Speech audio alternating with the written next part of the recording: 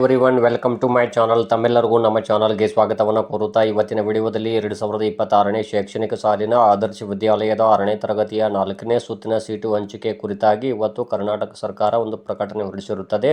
ಅದೇನು ಅಂದರೆ ಇಲ್ಲಿ 4ನೇ ಸುತ್ತಿನಲ್ಲಿ ಡೈರೆಕ್ಟ್ ಆಗಿ ವಿದ್ಯಾರ್ಥಿಗಳ ಕಟ್ ಆಫ್ ಅಂಕಗಳನ್ನು ಬಿಡುಗಡೆ ಮಾಡಿರುವುದಿಲ್ಲ. ಅವರು ಖಾಲಿ ಉಳಿದಿರುವ ಸೀಟುಗಳು ಎಷ್ಟು ಅನ್ನೋದನ್ನು ಬಿಡುಗಡೆ ಮಾಡಿದ್ದಾರೆ. ಅದರೊಂದಿಗೆ ಇಲ್ಲಿ 2 ಹಂತದ ಕೌನ್ಸಿಲಿಂಗನ್ನು ಮಾಡಲಿದ್ದಾರೆ. ಅವರು ಜೂನ್ 29 ಹಾಗೂ ಜೂನ್ 30ರಂದು. ಜೂನ್ 29ರಂದು ಇಡೀ ರಾಜ್ಯಾದ್ಯಂತ 74 ಹಿಂದುಳಿದ ಬ್ಲಾಕ್ಗಳಲ್ಲಿರುವಂತಹ ಆದರ್ಶ ವಿದ್ಯಾಲಯಗಳಲ್ಲಿ ಯಾರ್ಯಾರು ಅರ್ಜಿಗಳನ್ನು ಸಲ್ಲಿಸಿದರೆ ತಮ್ಮ ಪಡೆದುಕೊಂಡ ಅಂಕಗಳ ಆಧಾರದ ಮೇಲೆ ಸಾಮಾನ್ಯ ವರ್ಗದ ವಿದ್ಯಾರ್ಥಿಗಳು ಜೂನ್ 29ರಂದು ಯಾವ ಒಂದು ಆದರ್ಶ ಶಾಲೆಗೆ ಆಯ್ಕೆ ಆಗಬೇಕಂತ ಬಯಸಿದರೆ ಆ ಶಾಲೆಗೆ ತಾವುಗಳು ಕೌನ್ಸಿಲಿಂಗ್ ಹೋಗಬೇಕಾಗುತ್ತದೆ. ಅವತ್ತಿನ ದಿನ ತಾವು ಏನು ಒಯ್ಯಬೇಕು ಅಂದರೆ ಅರ್ಜಿಗಳನ್ನು ಸಲ್ಲಿಸುವಾಗ ಏನೇನು ದಾಖಲೆಗಳನ್ನು ಸಲ್ಲಿಸಿದ್ರಿ ಆ ಎಲ್ಲ ದಾಖಲೆಗಳನ್ನು ಒರಿಜಿನಲ್ ಮತ್ತು ಒಂದು ಸೆಟ್ ಜೆರಾಕ್ಸನ್ನು ತೆಗೆದುಕೊಂಡು ಹೋಗಬೇಕು. ತಮಗೆ ಹೇಳೋದಾದರೆ ಇಲ್ಲಿ ಆಧಾರ್ ಕಾರ್ಡ್ ಆಗಿರ್ಬೋದು, ರೇಷನ್ ಕಾರ್ಡ್ ಆಗಿರ್ಬೋದು, ಪಾಸ್ಪೋರ್ಟ್ ಸೈಜ್ ಫೋಟೋಗಳು, ಇನ್ಕಮ್ ಕಾಸ್ಟ್ ಆಗಿರ್ಬೋದು, ಸ್ಟಡಿ ಸರ್ಟಿಫಿಕೇಟ್ ಆಗಿರ್ಬೋದು, 5ನೇ ತರಗತಿ ಮಾರ್ಕ್ಸ್ ಕಾರ್ಡ್ ಆಗಿರ್ಬೋದು, ಇವುಗಳನ್ನು ತೆಗೆದುಕೊಂಡು ತಾವು ಕೌನ್ಸಿಲಿಂಗ್ ಅಟೆಂಡ್ ಆಗಬೇಕು. ಅಲ್ಲಿ ಯಾವ ರೀತಿ ಕೌನ್ಸಿಲಿಂಗ್ ನಡೆಯುತ್ತೆ ಅಂತ ತಿಳಿಸ್ತಾ ಇದ್ದು ನೋಡಿ. ಮೊದಲನೇದಾಗಿ ನಿಮ್ಮ ತಾಲೂಕಿನಲ್ಲಿ ಸಾಮಾನ್ಯ ವರ್ಗದ ವಿದ್ಯಾರ್ಥಿಗಳಿಗೆ ಒಂದು 10 ಸೀಟುಗಳು ಲಭ್ಯ ಇದ್ದು ಅಂದ್ಕೊಡ್ರಿ.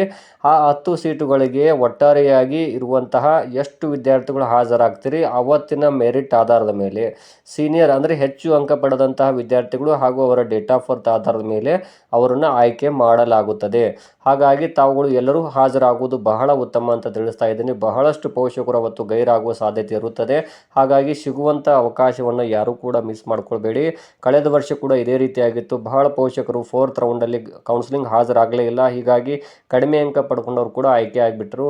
ಸೊ ಹಾಗಾಗಿ ತಾವುಗಳು ಏನು ಮಾಡ್ತೀರಿ, ಇಲ್ಲಿ 4th ರೌಂಡಿಗೆ ಮಾಹಿತಿ ಕೊರತೆ ಆಗಿ ಕೆಲವರು ಅಟೆಂಡ್ ಆಗದೇ ಇರಬಹುದು. ಸೊ ಹಾಗಾಗಿ ನಾನು ಮುಂಚೆನೇ ತಮ್ಮ ತಿಳಿಸ್ತಾ ಇದ್ದೀನಿ. ಇಲ್ಲಿ ಯಾರ್ಯಾರು ಆದರ್ಶ ವಿದ್ಯಾಲಯಕ್ಕೆ ಆಯ್ಕೆ ಆಗಬೇಕು ಅಂತ ಬಯಸಿದ್ರೆ ತಾವುಗಳು ಈ ವಿಡಿಯೋವನ್ನು ನೋಡಿದವರು ಬಹಳಷ್ಟು ಜನರಿಗೆ ಉಪಯುಕ್ತ ಆಗುವಂತಿದ್ರೆ ಅವರು ಶೇರ್ ಮಾಡಿ ಅಂತ ತಿಳಿಸ್ತಾ ಇದ್ದೀನಿ. ಇನ್ನು 30ನೇ ಜೂನ್ 2026ರಂದು ಇಲ್ಲಿ ಮೀಸಲಾತಿ ಅಡಿಯಲ್ಲಿ ಆಯ್ಕೆ ಬಯಸುವಂತಹ ವಿದ್ಯಾರ್ಥಿಗಳು ಅಂದರೆ ಇಲ್ಲಿ 2A 2B 3A 3B ಆಗಿರ್ಬೋದು ಮತ್ತು ಇಲ್ಲಿ ಪರಿಶಿಷ್ಟ ಜಾತಿ ಪರಿಶಿಷ್ಟ ಪಂಗಡ ಅದರೊಂದಿಗೆ ಪರಿಶಿಷ್ಟ ಜಾತಿ ಪರಿಶಿಷ್ಟ ಪಂಗಡ ಅದರೊಂದಿಗೆ ಪ್ರವರ್ಗ 1 ಎಲ್ಲ ವಿದ್ಯಾರ್ಥಿಗಳು ಮತ್ತು ಕನ್ನಡ ಮಾಧ್ಯಮ ವಿದ್ಯಾರ್ಥಿಗಳು ಕೂಡ ಅವತ್ತು ಹಾಜರಾಗಬೇಕಾಗುತ್ತದೆ. ಹಾಗಾಗಿ ತಮ್ಮ ಕಾಸ್ಟ್ಗೆ ಎಷ್ಟು ಸೀಟುಗಳು ಲಭ್ಯ ಇವೆ ಅದರ ಆಧಾರದ ಮೇಲೆ ಮೆರಿಟನ್ನು ನಿರ್ಧಾರ ಮಾಡ್ತಾರೆ. ಅವತ್ತು ಎಷ್ಟು ವಿದ್ಯಾರ್ಥಿಗಳು ಹಾಜರಾಗ್ತಾರೆ ಅದರ ಆಧಾರದ ಮೇಲೆ. ಉದಾಹರಣೆಗಾಗಿ 3ನೇ ಸುತ್ತಿನ ಸೀಟು ಹಂಚಿಕೆಯಲ್ಲಿ ಕಟ್ ಆಫ್ ಅಂಕಗಳು 70 ಅಂಕಗಳಿಗೆ ನಿಂತಿತ್ತು ಅಂದರೆ ಅಲ್ಲಿ 70 ಅಂಕಗಳಿಂದ ಚೆಕ್ ಮಾಡ್ತಾ ಬರ್ತಾರೆ. ಒಟ್ಟು 10 ಸೀಟುಗಳು ಲಭ್ಯ ಇದ್ದು ಅಂದರೆ ಆ 10 ಸೀಟುಗಳಿಗೆ ಒಟ್ಟಾರೆಯಾಗಿ ಮಾರ್ಕ್ಸ್ಗಳಲ್ಲಿ ಅಂಕಗಳನ್ನು ಹೆಚ್ಚು ಪಡ್ಕೊಂಡಂಥ ವಿದ್ಯಾರ್ಥಿಗಳು ಹಾಗೂ ಅಲ್ಲಿ ಅಂಕಗಳು ಸೇಮ್ ಇದ್ದಾಗ ಡೇಟ್ ಆಫ್ ಬರ್ತನ್ನು ನೋಡ್ತಾರೆ. ಆವಾಗ ಯಾರು ಹಾಜರಾಗ್ತೀರಿ ಅವರಲ್ಲಿನ 10 ಮಂದಿನ ಅವರು ಆಯ್ಕೆ ಮಾಡ್ತಾರೆ. ಅದರಲ್ಲಿ ಅಂಕಗಳು ಜಾಸ್ತಿ ಇದ್ದಂತಹ ಮೆರಿಟ್ ಇದ್ದಂತಹ ವಿದ್ಯಾರ್ಥಿಗಳನ್ನು ಆಯ್ಕೆ ಮಾಡ್ತಾರೆ. ಸೊ ಹಾಗಾಗಿ ತಾವುಗಳು ಇಲ್ಲಿ 3rd ರೌಂಡಲ್ಲಿ 70 ಅಂಕಗಳಿಗೆ ಸೆಲೆಕ್ಷನ್ ನಿಂತಿತ್ತು ಅಂದರೆ ತಾವು ಈ 4th ರೌಂಡಿಗೆ ಇಲ್ಲಿ 50 ಅಂಕಗಳು ಪಡೆದವರೇ ಒಂದು 10 ಜನ ಇದ್ರಿ ಅಂದರೆ ಅದರಲ್ಲಿ 51 ಪಡೆದವರು ಯಾರಾದರೂ ಇದ್ದರೆ ಅವ್ರನ್ನ ಆಯ್ಕೆ ಮಾಡ್ತಾರೆ ಮೊದಲಿಗೆ. ಸೊ ಹಾಗಾಗಿ ಬಹಳ ವಿದ್ಯಾರ್ಥಿಗಳು ಅಟೆಂಡ್ ಮಾಡೋದು ಸೂಕ್ತ ಅಂತ ತಿಳಿಸ್ತಾ ಇದ್ದೀನಿ. ಒಳ್ಳೆಯ ಅವಕಾಶ ಸಿಕ್ಕಿದೆ ತಮಗೆ 4th ರೌಂಡಲ್ಲಿ. ಯಾರು ಕೂಡ ಮಿಸ್ ಮಾಡ್ಕೊಳ್ಬೇಡಿ. ಮತ್ತು ನಾನು ಆಗಲೇ ಹೇಳಿದಾಗೆ ಜೂನ್ 29ರಂದು ಸಾಮಾನ್ಯ ವರ್ಗದ GM ವಿದ್ಯಾರ್ಥಿಗಳಿಗೆ, ಜೂನ್ 30ರಂದು ಕಾಸ್ಟಲ್ಲಿರುವಂಥ ವಿದ್ಯಾರ್ಥಿಗಳು ಎಲ್ಲರೂ ಕೂಡ ಅಟೆಂಡ್ ಆಗಿ ನಿಮಗೆ ಒಳ್ಳೆಯ ಅವಕಾಶ ಸಿಕ್ಕಿದೆ ಅಂತ ತಿಳಿಸ್ತಾ ಇದ್ದೀನಿ. ನಾನು ಹೇಳಿದ ಎಲ್ಲ ದಾಖಲೆಗಳನ್ನು ತೆಗೆದುಕೊಂಡು ಹೋಗಬೇಕು. ಅಲ್ಲಿ ಇಲ್ಲಿ ನೇರವಾಗಿ ಅವರು 3rd round 2nd round 1st ರೌಂಡಲ್ಲಿ ಹೇಗಿತ್ತು ಅಂದರೆ ಡೈರೆಕ್ಟಾಗಿ ಸೆಲೆಕ್ಟೆಡ್ ಸ್ಟೂಡೆಂಟ್ಸ್ ನೇಮ್ ಬರ್ತಾ ಇತ್ತು. ಬಟ್ ಇಲ್ಲಿ ಹಾಗಿಲ್ಲ.